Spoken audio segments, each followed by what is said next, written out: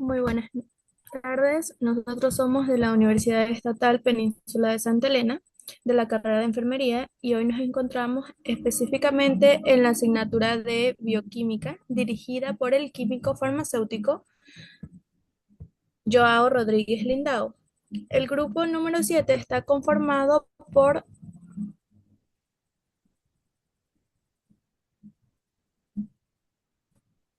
Borbor Tomalá Neiva Elizabeth, Débora Rosario Sinchichica, de la Cruz Suárez Ariana Yamilet, Severino Balón Yesenia Jacqueline, Zambrano Salguero Nayeli Lilibet y por último Rodríguez la Laura Doménica.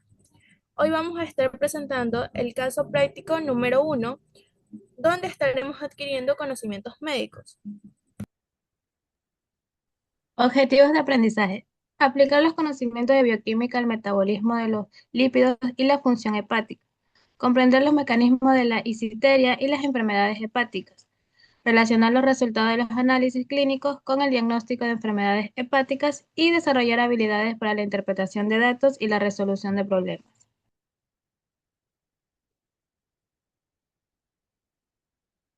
Bu-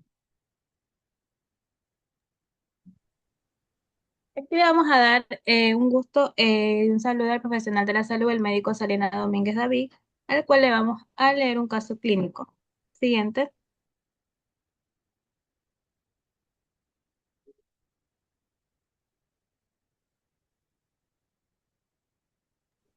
Mi casa siempre una situación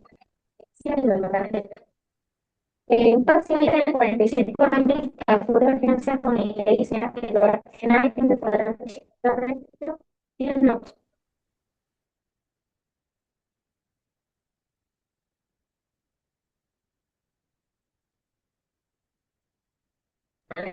El profesor de la negociación no permite de niño no puede llevar principalmente a la expensa de la enfermedad de exposición.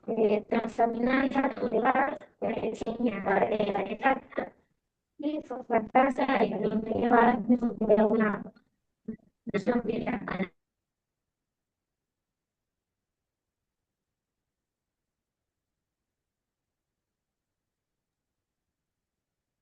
Dado el caso, le vamos a generar una pregunta sobre el caso. ¿Cuál es la posible causa de la disiteria en este paciente? ¿De la qué? ¿Cuál es la posible causa de la disiteria de este paciente, en este paciente? Ya, ¿cuál es la posible causa de la ictericia en este paciente? Me corrí. Ya, primero que el paciente tiene una edad de 45 años. En la parte clínica, como médico, tendríamos que ver qué tipo de paciente tenemos con respecto a sus comorbilidades o otras enfermedades o hábitos. La edad del paciente, 45 años, de pronto tenga antecedentes de alcohólico, antecedentes de obesidad, ¿sí? Que dificulten un poquito su función hepática y como en la parte clínica, poca parte clínica que notan aquí, el dolor que presentas en el cuadrante superior derecho, más náuseas, en lo cual si dividimos el abdomen en cuatro partes, el cuadrante superior derecho está precisamente el hígado. Entonces, las posibles causas de este paciente serían dentro del metabolismo de este caso de las bilirrubinas, ¿sí? Antes del hígado, dentro del hígado o después del hígado, que son las obstructivas. Ahora, dentro de esas causas que son antes del hígado, pueden ser aumento de la producción de la bilirrubina, en el caso de las hemólisis, durante el hígado, en este caso es un paciente adulto, no es, son síndromes como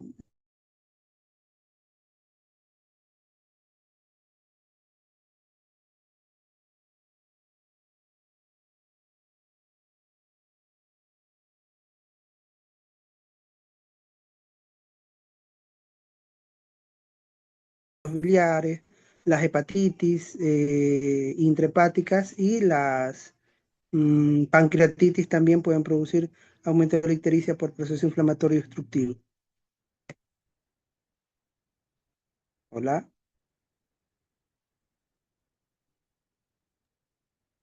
Siguiente pregunta, compañera. ¿Qué significa que la bilirrubina directa esté elevada?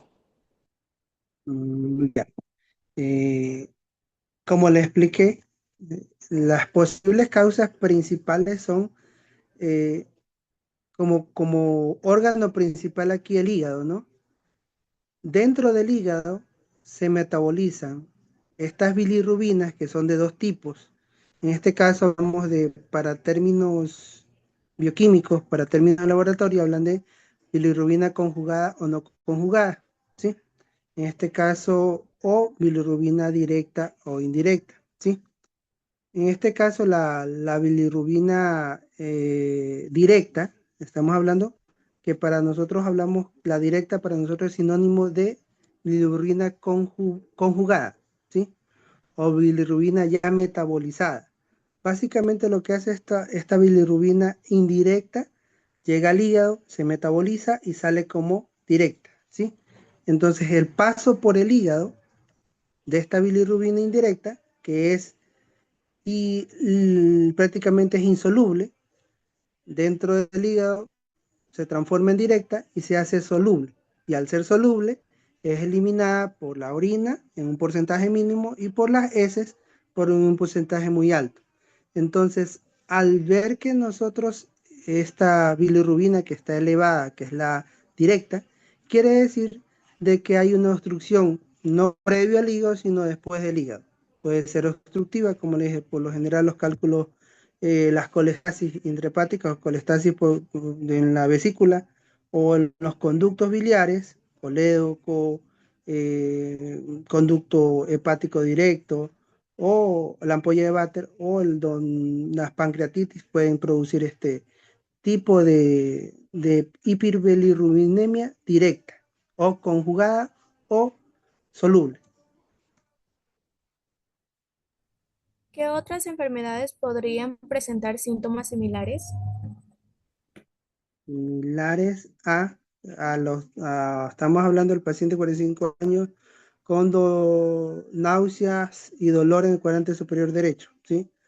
Las principales por lo general son eh, cálculos en la vesícula, me enfrasco un poquito más en eso, es lo que más se presenta aquí en la provincia de Santa Elena. Hepatitis, ¿sí? Puede ser hepatitis A, B, raro la hepatitis C, ¿sí? Eh, en ocasiones, consumidores de fármacos o drogas producen también inflamación hepática y producen náuseas y dolores en el cuadrante superior derecho, en el hígado precisamente.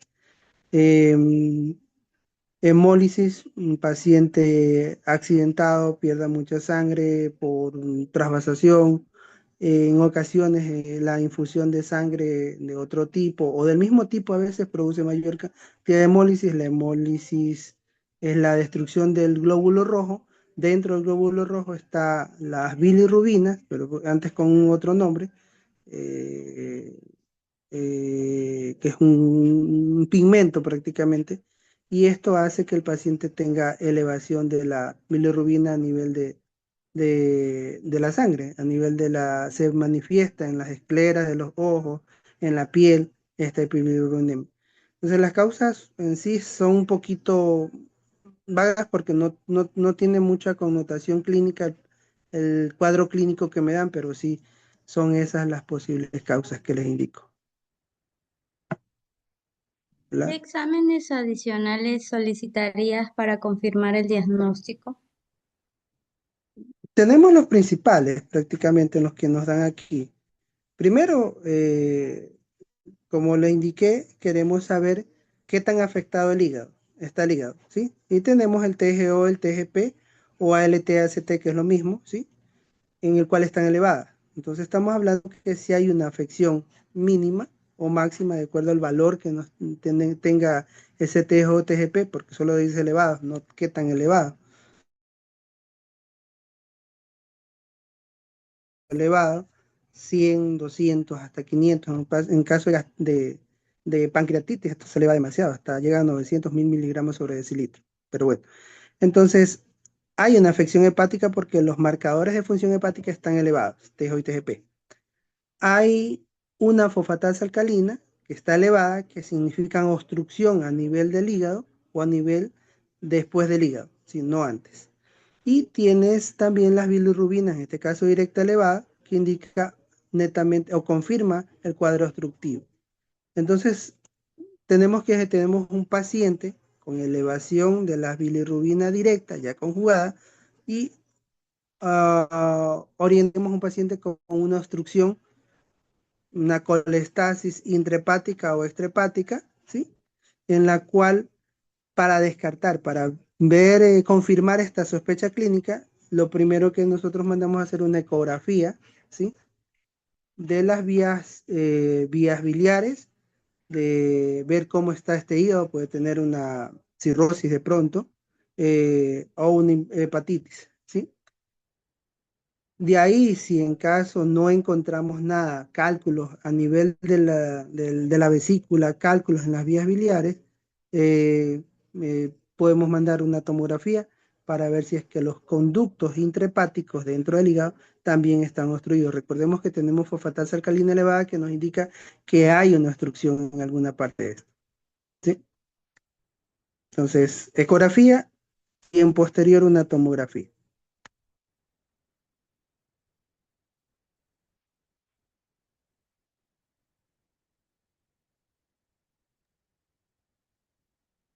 ¿Cuál sería el tratamiento inicial para este paciente? Ya, hay mucho dolor, ¿sí? En estos pacientes hay mucho dolor, muchas náuseas que complican al paciente inicial, ¿no? Preliminar, estamos hablando de una emergencia. Es quitarles precisamente estos síntomas. Una analgesia con medicación ketorolaco, de pronto terapia del dolor,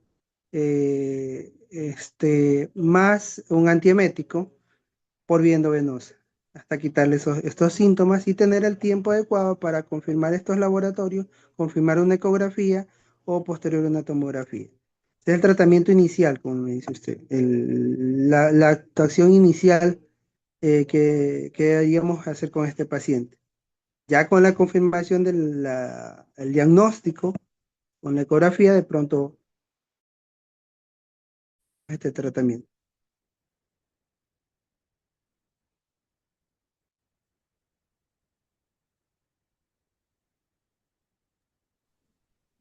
Otra preguntita. ¿Cuál cree que es la causa más probable de la ictericia en este paciente? Ya. Viendo el ambiente, o sea, el ambiente provincia de Santa Elena, estamos en la UCSE, provincia de Santa Elena, de pronto a la edad del paciente es muy común este tipo de lesiones por cálculos a nivel de vesícula, y también a nivel renal. Yo creo, o sea, la primera sospecha sería una litiasis, una coledocolitiasis, un cálculo a nivel de la vesícula o en esa vía. Es muy poco común encontrar obstrucciones dentro del hígado, dentro de los canalículos del hígado, que también sería otra causa, pero para mí es un cálculo a nivel de vesícula, ¿sí? Creo que desde los pacientes que veo por emergencia, habrá un 80-70% que confirman este diagnóstico, ¿sí?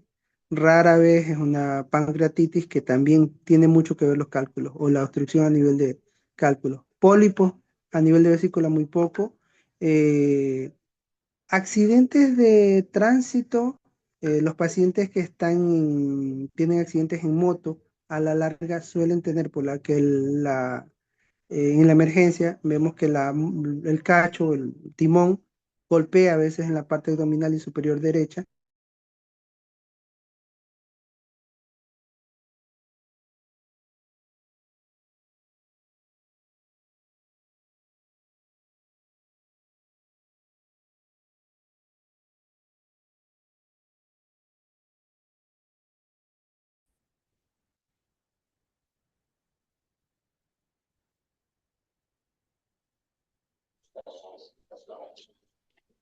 ¿Qué significa que la bilirrubina directa esté más elevada que la indirecta?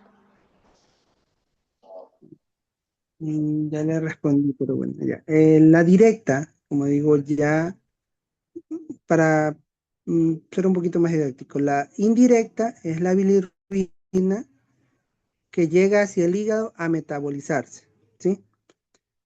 Y sale como bilirrubina directa, ¿sí? Si es que en el laboratorio se nos eleva más, vemos más elevado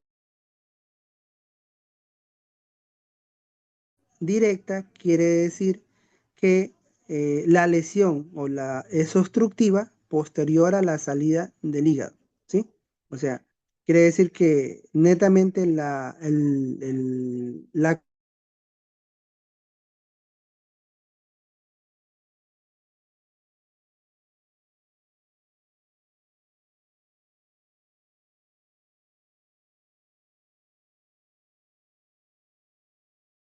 zanahoria, muchos betacarotenos que son también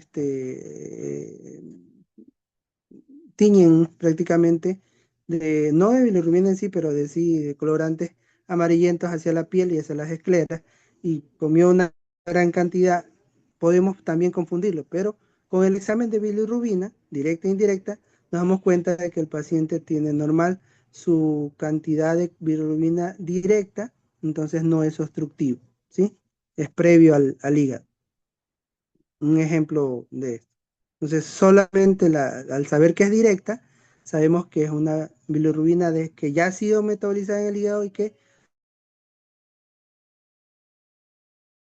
después del hígado, hepático, ¿sí?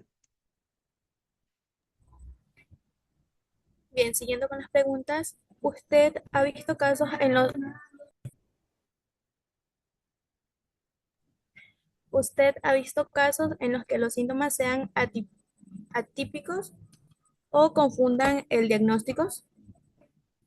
Mm, Sí, hay síndromes en el cual hablamos de antes del hígado, dentro del hígado y después del hígado. Hay síndromes como el caso de pacientes con trastornos congénitos o trastornos en sus enzimas que metabolicen esto, en el cual no encuentras ninguna causa, ¿sí? Y vamos al metabolismo dentro del hígado, ya son con enzimas, con reactivos, y encuentras de que no dispone de una de estas enzimas para transformar o metabolizar bilirrubina indirecta en directa. Entonces, eh, vas a tener elevación de bilirrubina indirecta y dolor, inflamación dentro del hígado, pero tus marcadores o tus laboratorios te salen erróneos. Entonces hay que profundizar un poquito más con esto. Ya empezamos a utilizar ya la tomografía directa, directamente ir a la tomografía o resonancia magnética para ver otras causas probables. Es muy poco común, al menos aquí en lo que es la provincia de Santa Elena, pero estos casos ya llegan a Guayaquil directamente a los hospitales de mayor nivel. ¿Qué errores comunes cometen los médicos jóvenes al manejar un caso como este? Bueno, el dolor a veces es referido, no precisamente es en el cuadrante superior, o sea, lo sentimos o el paciente lo siente en el cuadrante superior derecho, pero por lo general hacemos una ecografía y el hígado no tiene nada, la vesícula biliar no tiene nada, y el dolor viene desde hacia atrás, desde un cálculo a nivel del riñón derecho, ¿sí? También una apendicitis, cuando son retrosecales, se refiere al dolor no precisamente abajo en el cuadrante inferior derecho, sino asciende hacia el hígado. Y Muy buenas tardes, le vamos a presentar a la profesional de la salud, el médico Isabel Reyes Tomalá, que es de la medicina general, que le vamos a leer el siguiente caso.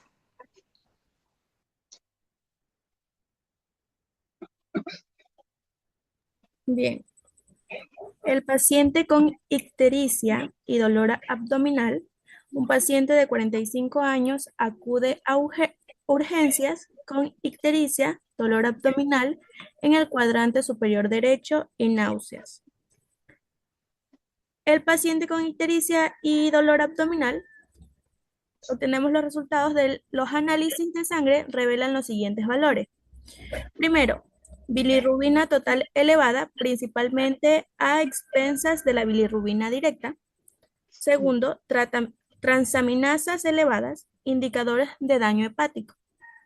Tercero, fosfatasas alcalina elevada, lo que sugiere una obstrucción biliar.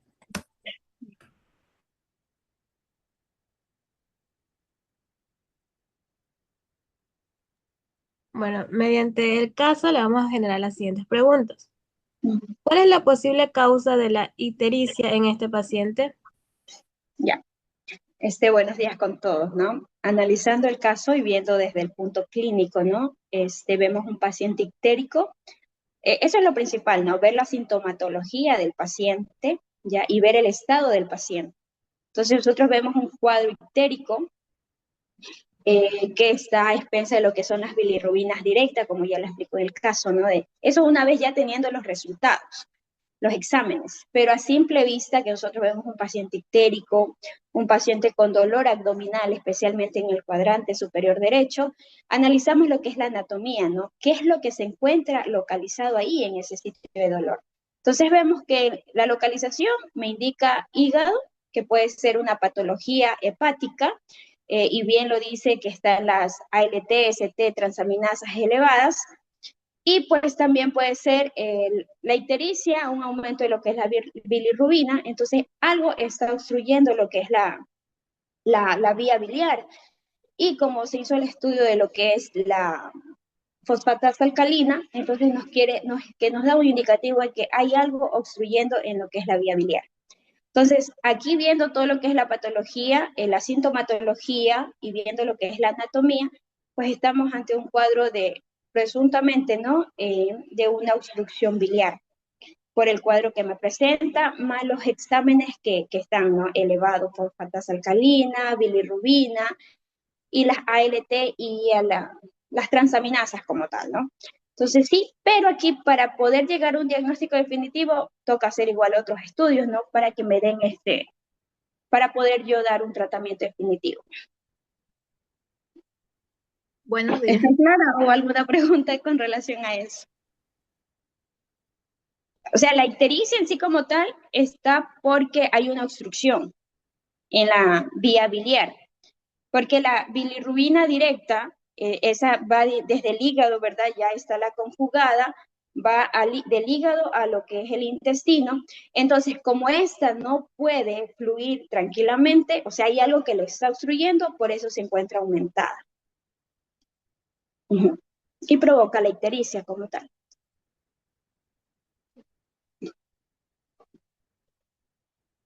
¿Se ha entendido? Sí, siguiente Sí. compañera.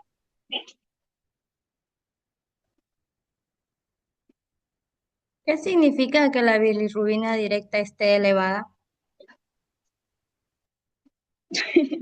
Ya la contesté, creo, ¿no?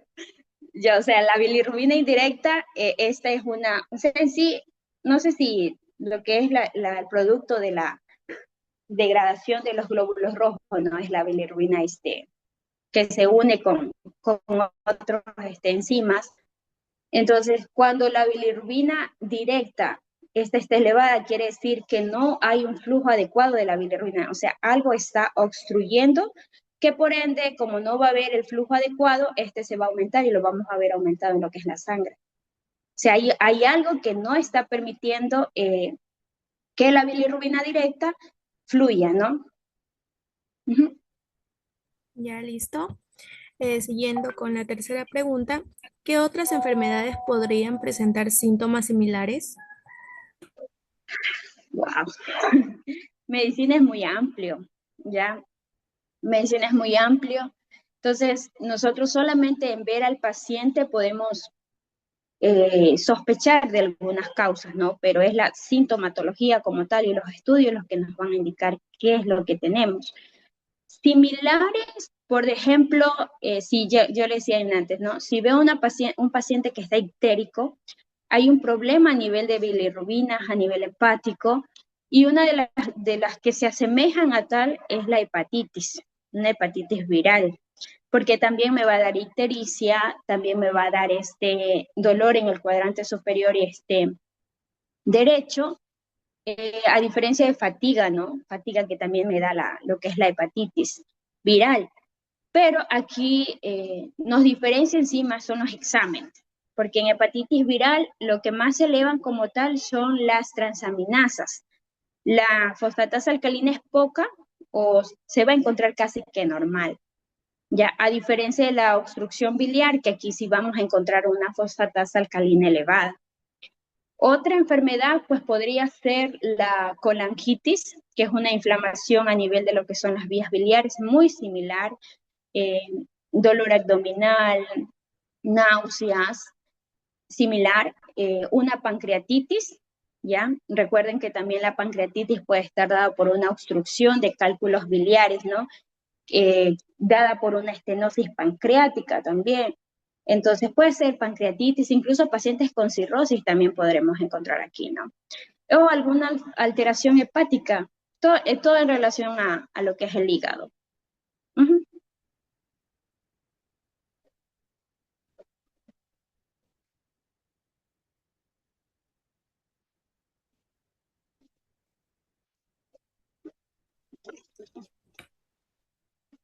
Bueno, ¿qué exámenes adicionales solicitaría para confirmar el diagnóstico? Ya. Entonces, yo estoy ante una sospecha de una obstrucción biliar, ¿verdad? Una obstrucción. Entonces, yo tengo que, al menos ya están los principales. Ya, cuando nosotros vemos un paciente que recién llega, los principales es eso, ¿no? Ir por descarte, nosotros decimos. O sea, las transaminasas que ya la hicieron, la fosfatasa alcalina, la LT y las AST. Entonces, aquí los diagnósticos los exámenes que nosotros más pediríamos está el gold estándar, que es la ecografía. Ya, porque la ecografía nos va a demostrar cómo está anatómicamente el hígado y si presentamos algunos litos o colelitiasis, no cálculos a nivel de vesícula, que son los más comunes, al menos en la práctica diaria, lo más común que nosotros vemos es colelitiasis. Entonces, ver dónde si tiene cálculos, pues ver confirmar el diagnóstico. Si es que estos cálculos están ya incrustados en lo que es colédoco, pues daremos un diagnóstico de colelitiasis, ¿no? Coledocolitiasis. Y pues, si es que, o sea, el gold estándar es la ecografía, aparte de los exámenes. Ya. Si nosotros sospechamos de colangitis, pues vemos ahí en la biometría si es que hay alguna infección. Y si nosotros, por ejemplo, el gold estándar sí o sí es la ecografía. Eso sí hay que verlo, para ver qué es lo que está produciendo la obstrucción. Pero si nosotros ya, esto ya sería más ya a nivel quirúrgico, ¿no? O a nivel ya más de otro tipo de consultorios, ¿no? Si es que ya nosotros encontramos que la obstrucción está dada por un cálculo biliar, pues nosotros ahí ya derivamos para que le hagan un CEPRE, ¿no? Una CEPRE. Pero aquí la otra que se pediría de sí en primera instancia es una ecografía abdominal. Ajá.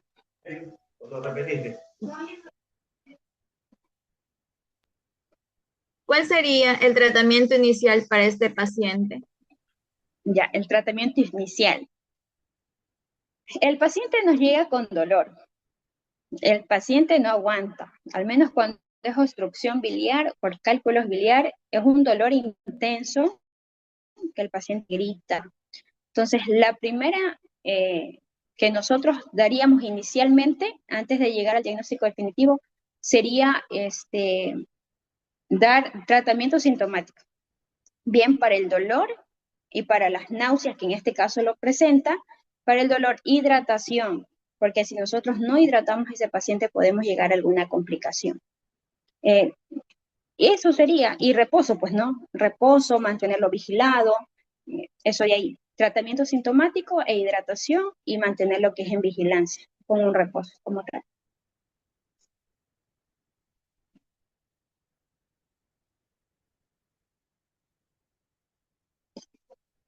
¿Ha visto casos en los que los síntomas sean atípicos o confundan el diagnóstico? Sí, en medicina nunca 2 más 2 es 4. Todo paciente es diferente, todo paciente y toda sintomatología viene a ser a veces diferente. Ya me ha tocado casos en que se ha dado un diagnóstico, pero se suele confundirse, ¿no? Especialmente aquí nosotros podemos confundir mucho con lo que es la hepatitis viral.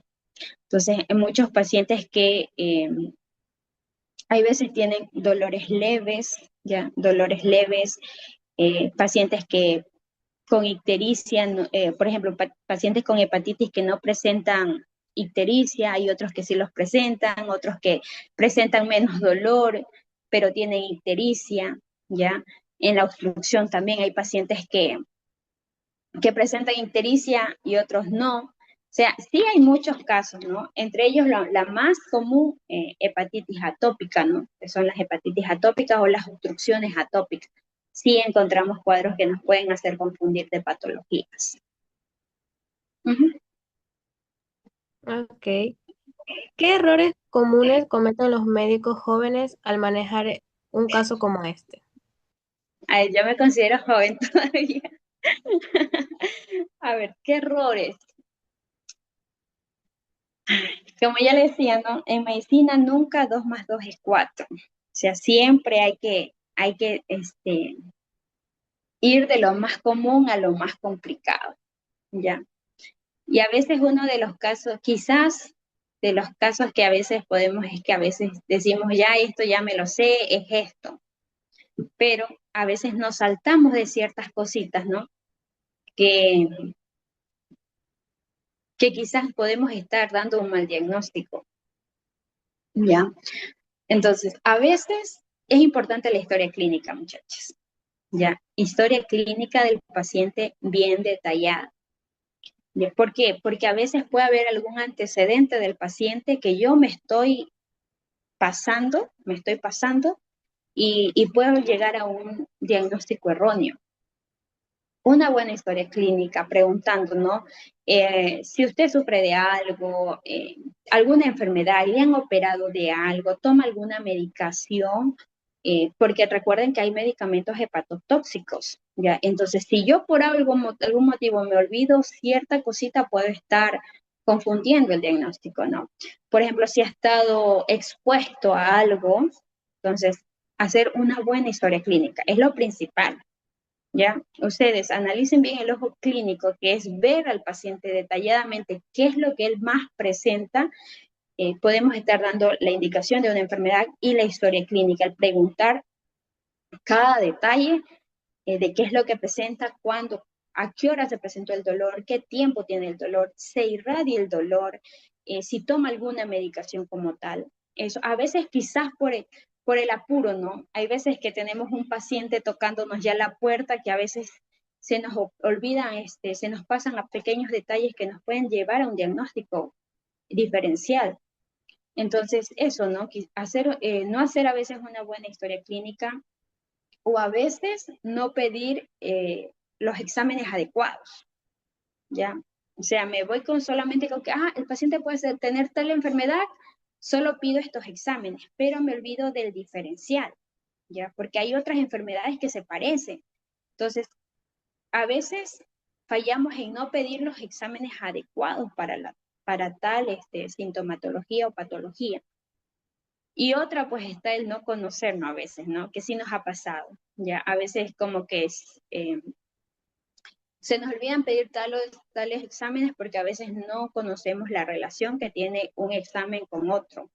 Entonces, eso sería, creo, de los errores más comunes, ¿no? El no hacer una buena historia clínica, el estar pendiente de qué síntomas tiene el paciente, la sintomatología como tal, y no tener cuidado de lo que son los exámenes que pedimos a nuestros pacientes.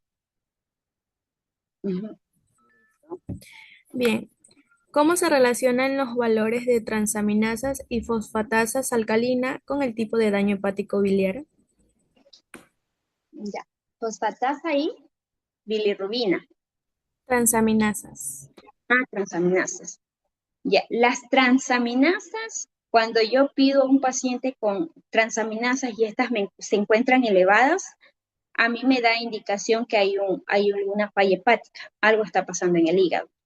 Por algo están elevadas, ¿ya? Entonces puede haber un daño hepático que está alterando la funcionalidad de las células hepáticas, pero la fosfatasa alcalina me da una indicación de que hay una obstrucción, es decir, que haya algo obstruyendo lo que es el paso de la bilis. Ajá, eso. ¿Cuál ha sido la causa más frecuente de ictericia obstructiva en pacientes de esta edad? Ya, 45 años de edad. La causa más frecuente, le empecé diciendo, ¿no? Cálculos. Es una de las causas más frecuentes. Colelitiasis. Cálculos a nivel de la vesícula biliar, ya que a veces se estanca, ¿no? A nivel de colédoco, que no permite el flujo normal de lo que es la bilis. Otra causa más puede ser la colangitis, que es una inflamación crónica a nivel de la vía biliar. Y otra causa más que sí he visto, sí me ha tocado ver, en lo que son las pancreatitis por obstrucción biliar, por a causa de un cálculo biliar.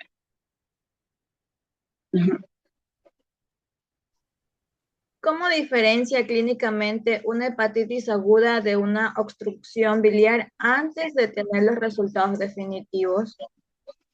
Ya. Se parecen. Son muy parecidas. El paciente ictérico, dolor en el cuadrante del superior derecho, pero ¿qué me diferencia? Es el dolor. Ya, la mayoría de casos que yo he visto, en menos en obstrucción biliar, es que el dolor es más intenso en cuadrante superior derecho. Esto. El paciente puede estar ictérico también en ambos casos, pero el dolor es bastante aumentado aquí, en el cuadrante superior derecho. Bastante, que incluso a veces el paciente del dolor no permite incluso que lo toquemos. ¿Ya? No, o sea, no permite que lo toquemos. Eso, aparte de que la hepatitis viral presenta fatiga, ¿ya? Pérdida de apetito, o sea, es como que la hepatitis se da, pero como que no va así como que directamente. En cambio, la obstrucción biliar es un dolor intenso, ¿ya? Es un dolor intenso que el paciente acude realmente es por eso, por el dolor, ¿ya?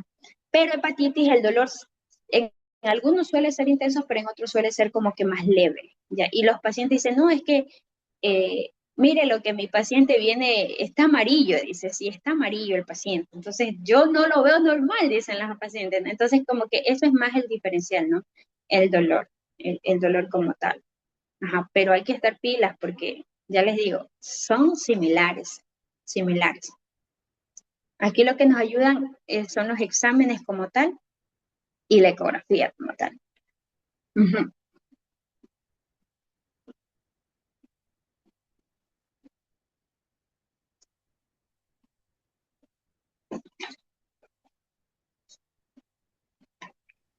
Estas serían las preguntas que queríamos hacerle sobre el caso práctico. Queríamos agradecerle de parte de mis compañeras por habernos ayudado bastante y muchas gracias.